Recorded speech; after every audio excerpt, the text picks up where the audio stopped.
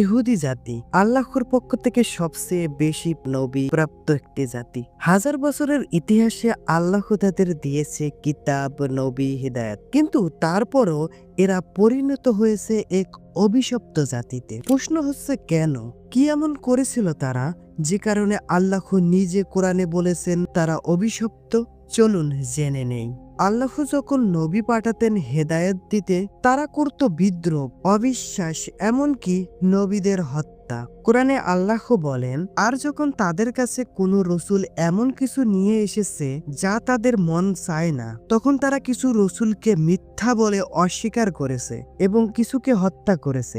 সূরা বাকারা আয়াত নাম্বার 87। তারা আল্লাহর কিতাব তাওরাতকে পরিবর্তন করে ফেলেছে, সত্য গোপন করত, মিথ্যা ছড়াতো। আল্লাহ বলেন, তোমরা কি কিতাবের এক অংশ বিশ্বাস করো আর এক অংশ অস্বীকার করো? সূরা বাকারা আয়াত নাম্বার 85। এজন্যই তারা দুনিয়াতেও লজ্জিত হলো এবং আখিরাতে ভয়াবহ শাস্তির মুখে পড়বে।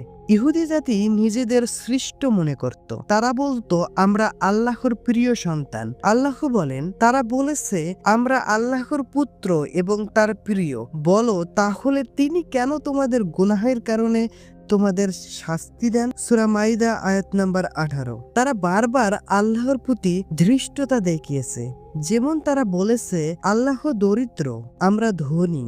সূরা আল ইমরান আয়াত নাম্বার 181। আল্লাহ বলেন, তাদের কথা তিনি শুনেছেন এবং এ কথার জন্য তাদের অভিশপ্ত করা হয়েছে। তারা এতটাই দুনিয়াবী ছিল যে মৃত্যু আসবে এমন চিন্তাতেই আতঙ্কে থাকত। আল্লাহ বলেন, তাদের মধ্যে এমন অনেকে আছে যারা হাজার বছর বাঁচতে চায়, যদিও তারা এত দীর্ঘজীবন পেলেও শাস্তি থেকে রেহাই পাবে না। সূরা বাকারা আয়াত নাম্বার 96। এ সমস্ত অপরাধ, কুফর, অবাধ্যতা এবং নবী বিদ্বেষের কারণে আল্লাহ তাদের উপর ঘোষণা করেন অভিশপ্ত।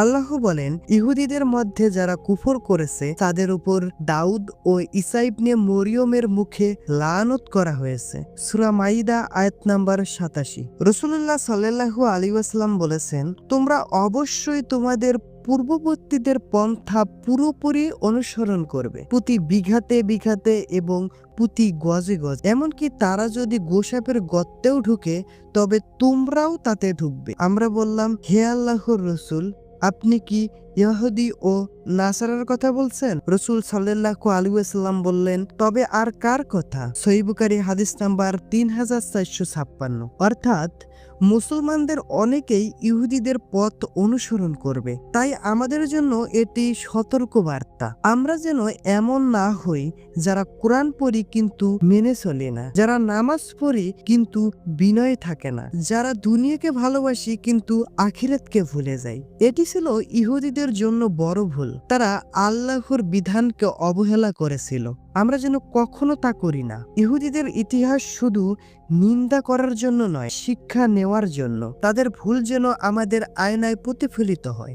হে আল্লাহ, আমাদের ঈমানকে হেফাজত করুন, আমাদেরকে সেই অভিশপ্ত জাতির পথ থেকে রক্ষা করুন, আমিন। তো এই ছিল আজকে আমাদের ভিডিও।